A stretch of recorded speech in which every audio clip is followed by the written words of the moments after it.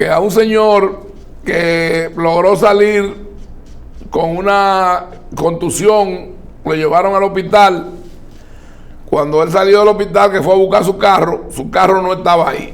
Oye, pero esto fue una ola de robo, es una tragedia. Bueno, un supuesto valet parking lo llamó después para decirle que si él le entregaba tal cantidad de dinero, le devolvía el carro. No, pero no, chato, pero ya esto... O sea, date cuenta a qué nivel de degradación moral, cívica, a qué forma de deshumanización hay en esta sociedad. Yo tengo 65 años de edad, ya tengo 2 nietos, y en verdad que me he cuestionado de si sigo viviendo aquí con mi familia, porque mi nieto, que tiene ahora aproximadamente 2 años y medio, y mi nietecita que cumple 1 año el sábado, ¿en qué sociedad le va a tocar vivir?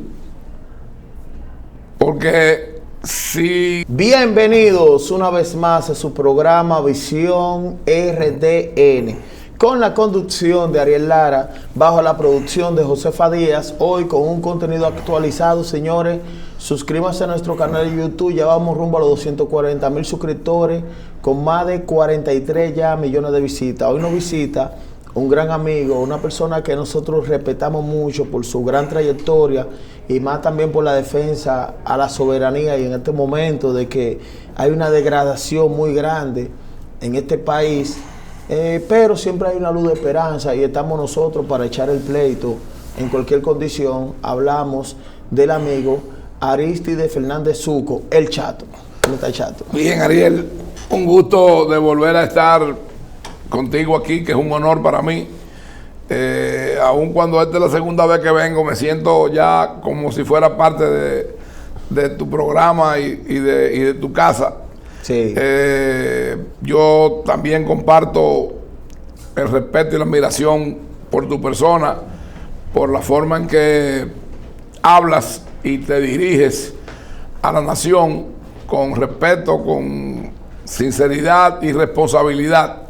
De manera que eso es algo recíproco e imperecedero que yo espero podamos seguir cultivando. Claro que sí. Y mi presencia aquí se debe fundamentalmente a tratar un tema que me ha indignado, me ha llenado de vergüenza como dominicano. Lo he visto ya en canales de televisión de fuera del país. Fuera, o sea, canales extranjeros ya, Sí, dando esa noticia. Sí, en Puerto Rico, en Argentina, en ABC en español. Sí, ahí estaba la cadena. Un saludo a Miguel, que pertenece a esa gran cadena. Que nos sigue. Y eso da una muy mala imagen y una muy mala reputación de nuestra sociedad, que es una sociedad, amigo televidente, que está enferma, que es una sociedad que en cierta medida está dañada, porque ¿dónde queda la humanidad, el sentimiento del ser humano que es cristiano, que es hijo de Dios, para hacer lo que se prestaron un grupo de personas? Yo no voy a señalar si eran militares o si eran recatistas o quiénes eran. El hecho es que lo hicieron dentro del marco de esa tremenda tragedia, Sí. y de esa profunda congoja y dolor que se representó y ha generado en la nación la lamentable tragedia que sucedió en la discoteca Jet Set, que personas fueran tan desalmados que se dedicaran a sustraerle a personas moribundas, a personas fallecidas, sus prendas, su tarjeta de crédito, Diablo, coño, pero... su cartera. Dios mío. Eso no es de un ser humano. No. Y quienes hacen eso, y hay videos donde hay personas a las cuales se pueden identificar si hay la voluntad política de hacerlo. Que deberían de poner un ejemplo. Un ejemplo fuerte. Porque yo he visto videos que si ustedes lo buscan en YouTube, podrán ver, incluso hay uno que se ve a través de una rendija, que parece que el que lo filmó estaba afuera, sí, de un hombre apilando cantidades de dinero que la iba cogiendo de la gente y la tenía en un sitio. Hoy, en un programa de YouTube que está Tolentino, que se llama Esto No Es Radio, creo que se llama. Sí. Dijo el señor que está, que no recuerdo el nombre, pero es el que está como en el centro, que dirige el programa. Ariel Santana, el amigo Ariel Santana. Bueno, el tocayo tuyo entonces. Sí. Ese dijo que a él lo había llamado un hombre que tiene una casa de empeño y joyería, que le habían llevado prendas para venderla o empeñarla, y que cuando él las vio se dio cuenta que tenían como una especie de polvillo la prenda y los relojes, Sí. y que él pensó que eso eran de ahí.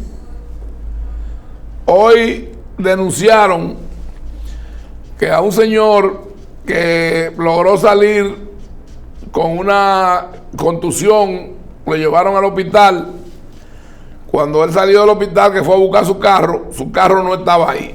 Oye, pero esto fue una ola de robo en una tragedia. Bueno, un supuesto valet parking lo llamó después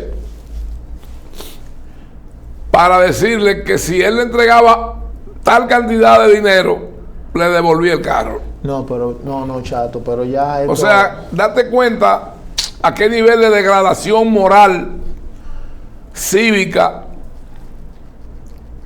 a qué forma de deshumanización hay en esta sociedad. Yo tengo 65 años de edad, ya tengo 2 nietos, y en verdad que me he cuestionado de si sigo viviendo aquí con mi familia, porque mi nieto, que tiene ahora aproximadamente 2 años y medio, y mi nietecita que cumple 1 año el sábado, ¿en qué sociedad le va a tocar vivir? Porque si las autoridades no asumen su rol y le ponen control a esta situación, esto se va a seguir deteriorando. Sí. Y aquí va a haber una inversión de valores en donde vamos a vivir prácticamente en una especie de sociedad de sálvese quien pueda, donde el más fuerte es el que se va a imponer, y donde el que hace algo como esas acciones no es un ser humano. No es un ser humano. Y lamentablemente también tenemos que hablar de la tragedia en términos de infraestructura y de la responsabilidad que tienen las autoridades competentes del Estado Dominicano, y que aquí está la ley que aquí está el doctor Santelice, que nos pudiera también después arrojar más luz, porque aunque somos abogados los dos, él ejerce y yo no, y él tiene más conocimiento que yo. Hay una ley sobre registro y mantenimiento de infraestructuras públicas. Registro y mantenimiento de infraestructura pública. Sí, mírenla ahí. Sí, ahí la estamos viendo. Y ahí se establece, tiene varios acápites tiene ahí. Ahí se establece que anualmente organismos del Estado, de obras públicas, en este caso en el Distrito Nacional del Ayuntamiento, me imagino que en la nueva ley que creó el Ministerio de la Vivienda también le tienen que dar algunos roles, los bomberos la defensa civil tienen que inspeccionar anualmente todas las edificaciones donde se congregan grandes cantidades de personas, sean estas públicas o privadas. Si usted, cuando usted vuelva a Estados Unidos o a un país donde las leyes se hacen valer y es un país, digamos que con un criterio de modernidad y responsabilidad, usted va a ver que hay una tarjeta que dice, bajo la ley tal, esta edificación fue inspeccionada en tal fecha, encontrándose en estado óptimo y esto y demás detalles ahí, y el sello y la firma de quien hizo la inspección. Sí.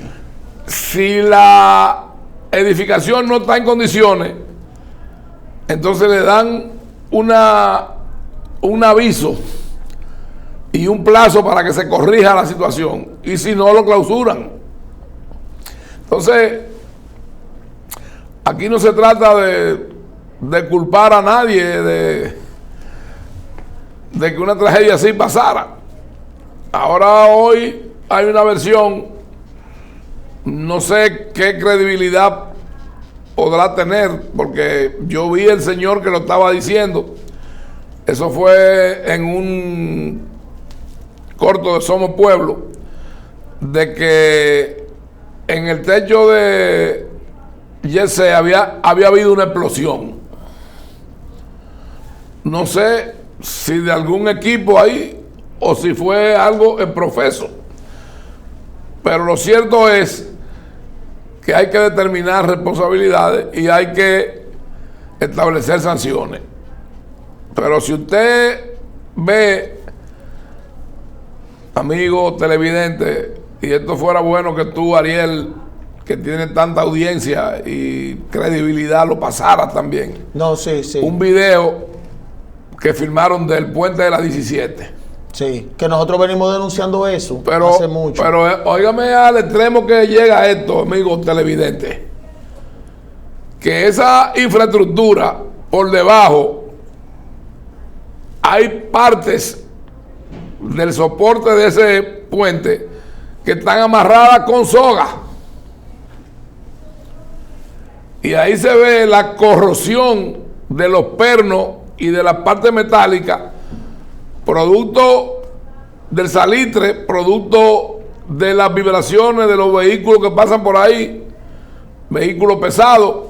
Aquí, la mayoría de patanas se están desviando por ahí. claro, porque ya no pueden entrar por la ciudad. Sí. Entonces, ¿qué pasa? Ay, Dios mío. Ariel, vamos a enumerar un sinnúmero de cosas. Ustedes recuerdan en la Obando una explosión que hubo en una empresa de plástico, que hubieron varios muertos y que abarcó varias manzanas. Ustedes recuerdan la explosión de San Cristóbal. Sí. Ustedes recuerdan el tramo de la 27 de febrero que se cayó. Sí, sí, claro. En el paso a nivel. Ahora esto. Y yo me pregunto, y le pregunto a usted, amigo televidente, ¿han tenido consecuencias esas situaciones? Ninguna. ¿Se han establecido responsabilidades? ¿Dónde están nuestras autoridades? Yo, durante 22 años, fui presidente nacional de la Juventud Reformista. Fui diputado 2 periodos y me desempeñé como secretario de Estado y ordenador nacional de la Convención de Lomé IV. Y el presidente Balaguer se reunía con la bancada de diputados y senadores de su partido para trazarnos pauta. El presidente Balaguer periódicamente llamaba a los funcionarios y estaban más al tanto que los propios funcionarios. En ocasiones, a mí me dijo él, y tú eres muy joven, pero quizás algunos de los que me están viendo y de los que están aquí presentes recuerdan, cuando yo asumí el rol de ordenador nacional de Lomé IV, yo sustituí al señor Ángel Lockhart. Ahí había una situación muy, pero muy compleja y comprometida, con temas de manejo indebido de recursos que son donaciones de la Unión Europea. Porque la Cancillería maneja las relaciones bilaterales con los países, pero el ordenador de Lomé maneja las relaciones con la comunidad en ese momento y ahora Unión Europea, con el conjunto de ellos que tienen su sede y sus organismos autónomos en Bruselas, Bélgica, en Estrasburgo, en Luxemburgo y en otros países, como por ejemplo la Corte Penal Internacional está en La Haya, en Holanda, y así. Y el presidente Balaguer, cuando yo le llevé el informe del estado de situación que yo encontré,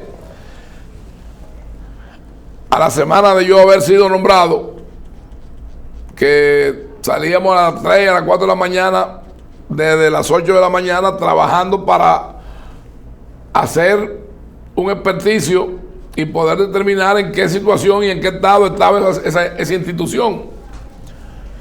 El presidente Balaguer me dijo a mí, denúncielo. ¿El mismo presidente? Sí, denúncielo, que eso es una estafa y eso es un robo. Y el principal responsable que dirige eso es el embajador Meloni. El embajador Meloni era el embajador de la Unión Europea, que era un diplomático de carrera de Italia. Yo le dije, señor presidente, en ese momento, hoy la Unión Europea tiene 27 países, en ese momento eran 15. Yo le dije, presidente, vamos a tener una situación con los 15 países miembros. Me dijo, denúncielo, porque la malversación y el robo de esos recursos son ellos que nos lo donan.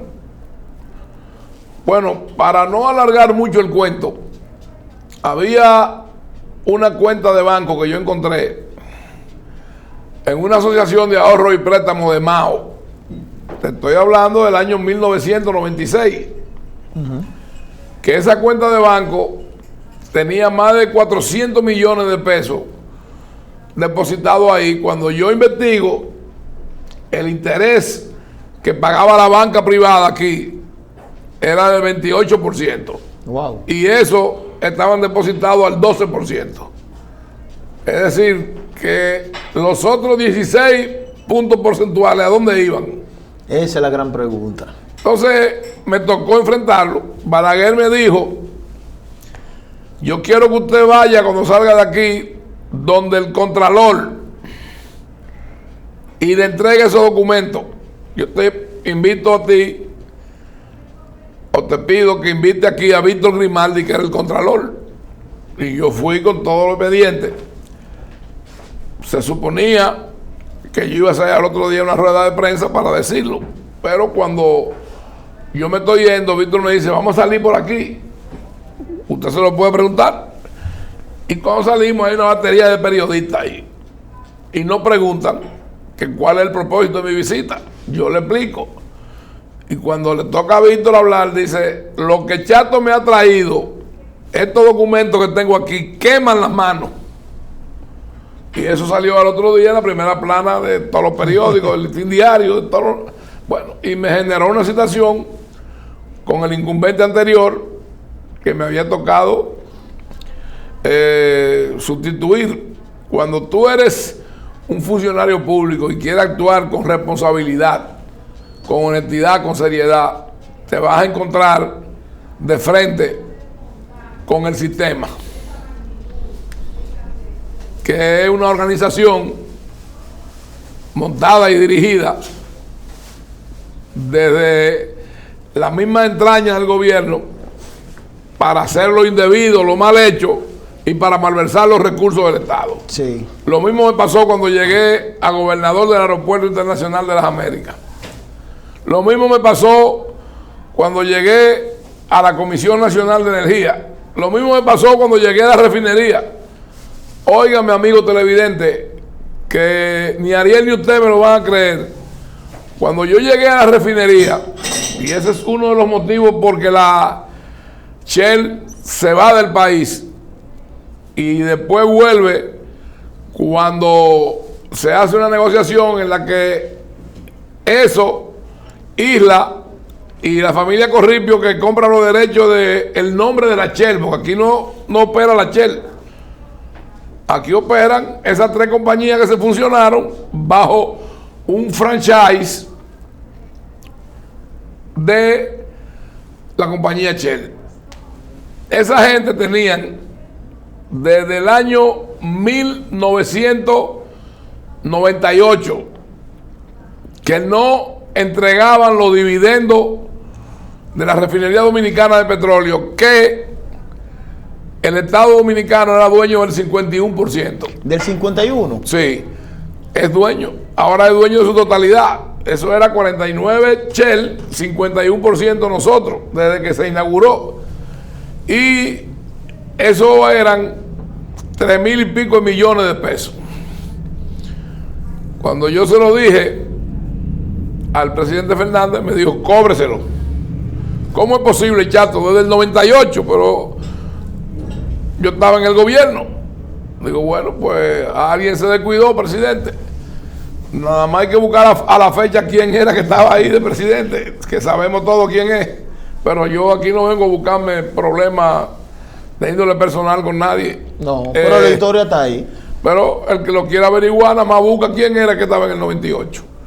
Entonces yo le exigí en el consejo de directores, porque ellos tenían el criterio que se lo habían impuesto a todos los presidentes anteriores, de que una cosa era el consejo de administración de la refinería y otra era Refidonza como planta que operaba la refinación, la importación y la distribución de los combustibles. Yo le dije, no, ustedes están equivocados. Yo soy el presidente de la compañía y presidente del consejo. Como tal, soy el presidente de la empresa. Y me van a pagar y a entregar los recursos en este plazo que le estoy dando. El primer cheque que yo le mandé a Leonel fue de 1.800 millones de pesos. Y yo se lo entregué, que tú se lo puedes preguntar a Danilo Medina, secretario de Estado de la Presidencia. En ese momento. Había un consejo de gobierno en Santiago y yo le dije, secretario, él y yo habíamos sido diputados juntos, lléveme este sobre al presidente, está abierto, mírelo para que usted vea lo que es. Me dijo, pero no es para el presidente, chato. No, por favor, mírelo. Cuando él lo vio, me dijo, ¿cómo? 1.800 millones, chato. Digo, sí, pero todavía faltan más de 2.000. Pero ¿y qué es lo que está pasando ahí? Digo, lléveselo. Cuando Danilo se lo entregó en el Consejo de Gobierno, hubo un momento en que el presidente dijo, que está grabado, yo tengo 3 grandes recaudadores en el Estado: Juan Hernández, Miguel Coco y a partir de este momento Arístide Fernández Suco, chato. Que es el que queda vivo porque Miguel Coco murió y Juan Hernández murió también. Sí, los dos. Sí. Y dijo... Director de aduana y director de impuesto interno. Sí, y dijo, son los 2 organismos recaudadores más grandes. Sí. Y dijo, y mostró el cheque. Aquí me está entregando un cheque de dividendo y beneficio indiviso de la sociedad que conforma la refinería dominicana de petróleo de 1.800 millones. Y me manda a decir con el secretario de Estado, el compañero Danilo Medina, que restan todavía alrededor de 2.000. Bueno, después cobré otro cheque de 800 millones y después cobré el completivo y yo iba y se lo llevaba directamente a él. Y él me decía que porque ellos ese dinero lo depositaba en la cuenta de refinería. Y yo le digo, no lo puedo depositar, presidente, porque si la refinería, el Estado es el socio mayoritario, ¿cómo es que el gerente financiero de la Shell es a la vez el gerente financiero de la refinería? Ay, Dios mío. Entonces, son juez y parte. Por eso yo se lo traigo a usted. La refinería dominicana de petróleo compraba, óyeme esto, Ariel, entre 120 y 130 millones de dólares mensuales para el pago de la factura petrolera. Usted, amigo televidente, no se hace una idea de qué estamos hablando. Ahí hubieron administraciones donde yo y los auditores que contratamos determinamos que habían ocasiones en que a la tasa del dólar le subían 2 pesos y 2 pesos y pico. Si usted, para hacerse lo más simple, a 120 millones de dólares le sube 1 peso a la tasa, son 120 millones mensuales que usted está metiendo en un bolsillo. Y nada más hay que averiguar quiénes pasaron por ahí. Yo no hablo por hablar, yo hablo con pruebas. Entonces, aquí hay un concepto y una, yo diría que idiosincrasia, de que el que llega al gobierno es para hacerse con lo suyo, para llevarse lo que no es suyo, lo que es del pueblo y lo que se supone que debe devolvérsele a la sociedad que paga los impuestos en bienes y servicios, sí, en buena carretera, en buenos servicios de salud, en buenas escuelas, en los programas sociales. Aquí se han tomado prestados más de 50 mil millones de dólares en los últimos 5 años. Y yo quiero que me digan ustedes dónde están. ¿Cuál es la obra y la magnitud de esa obra que se ha hecho? La trascendencia, la importancia que tiene, porque yo no la he visto. Todavía no han acabado el monorriel de los Alcarrizos. Todavía no han acabado la autopista Duarte. La carretera de Jarabacoa que la están haciendo tampoco la han acabado. ¿Qué es lo que han hecho con el dinero? Yo no estoy aquí para hacerme el gracioso a nadie. Y desde el año 2014 estoy apartado de la actividad político-partidaria. Soy amigo y vecino de Leonel Fernández. Entiendo que de cara a las elecciones del 2028 es el candidato que tiene el carril de adentro. Yo tengo buenos amigos en el PRM, en el PRD, en el PLD, pero tengo mis preferencias y tengo mi definición en términos políticos. Claro, chato. Aquí, ahora mismo, el único estadista que tiene este país se llama Leonel Fernández. Después que murió Balaguer, el único es él. Porque aquí mucha gente, y los PLDistas se enorgullecían de tratar de engrandecer, enaltecer de manera grandilocuente la figura del profesor Juan Bosch. El profesor Bosch duró apenas 7 meses en el gobierno, porque no era un estadista. Ahora, sin embargo, aquí, hasta un contén que hagan, le ponen el nombre de Juan Bosch. Y de Joaquín Balaguer, ¿qué hay aquí? El aeropuerto de la Isabela, el Higüero, y un tramo de la carretera de Navarrete que pasa frente a su casa.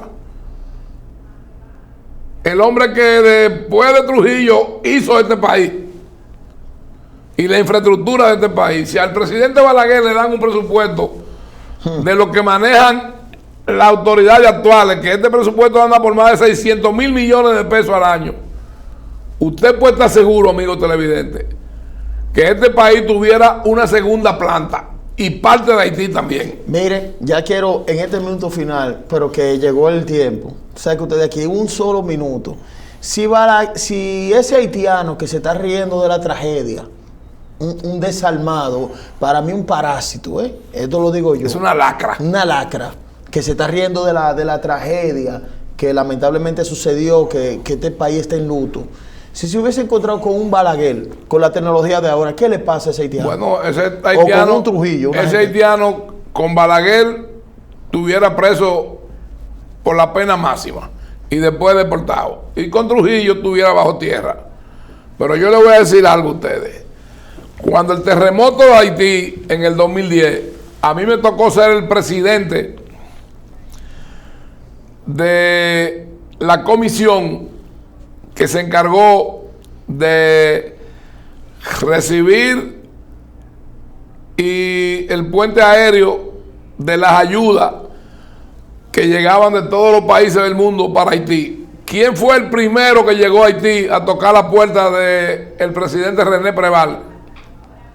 Fue Leonel Fernández, con los comedores económicos, con camiones cargados de agua, de alimentos, de medicina. Nosotros manejamos millones de toneladas que le enviábamos a través de 6 de nuestros aeropuertos, que son 9. En la prensa de ayer, búsquelo, está Michelle Bennett, la viuda de Baby Doc, de Jean-Claude Duvalier, donde ella se está quejando de que los dominicanos fuimos los primeros que llegamos a socorrer a Haití cuando esa tragedia, y que la autoridad haitiana ni una carta de solidaridad o de condolencia nos han enviado. Claro, son mal agradecidos. Porque no podemos pedirle que nos envíen lo que ellos no tienen, pero por lo menos que las autoridades expresen el gesto, como lo ha hecho hasta Putin, como lo han hecho la presidenta de Honduras, como lo han hecho hasta Maduro, Marco Rubio, Estados Unidos, sí. Gente con la que yo no comulgo, porque yo no comulgo con Maduro, pero por lo menos el gesto ha tenido la delicadeza de solidarizarse con los dominicanos, que producto de su mismo gobierno tenemos aquí cientos de miles de venezolanos. Entonces, ¿dónde está la humanidad? No solamente en este país. Ese haitiano y los otros que han hecho videos, uno que trabajaba en un hotel en Bávaro llamado Royalton, no sé si tú recuerdas ese, claro, que para la marcha de Friusa proclamó que era una victoria de los haitianos. ¿A qué se debe eso? A que aquí no se hace valer la ley, y que como no hay un régimen de consecuencia para el que viola la ley y para el que hace lo indebido, sigue sucediendo y sigue pasando, Ariel. Gracias, Chato. Gracias a ti por esta oportunidad de llegar a tu público, y te felicito por el éxito que estás teniendo y cómo está creciendo Visión RDN. Gracias, usted es parte de esta plataforma. Quiero, por último, agradecer el gesto del doctor Santelice, que dado un compromiso que yo tengo al salir de aquí, de una manera muy noble, me cedió su turno, que ya él estaba aquí. Sí. Y quiero agradecérselo y externarlo para que ustedes, a través de Visión RDN, conozcan cómo debemos actuar, cómo debemos ser de solidarios los dominicanos. Todo el que viene aquí del extranjero lo acogemos con un abrazo, con la solidaridad propia nuestra. Si tenemos que compartir nuestra comida, la compartimos. Y sin embargo, los únicos que nos tratan con ingratitud, con deslealtad y con maldad son los haitianos. Así mismo. No más palabras, magistrado. Gracias, de verdad. Muchísimas gracias, Ariel. Señores, vamos a una pausa y regresamos.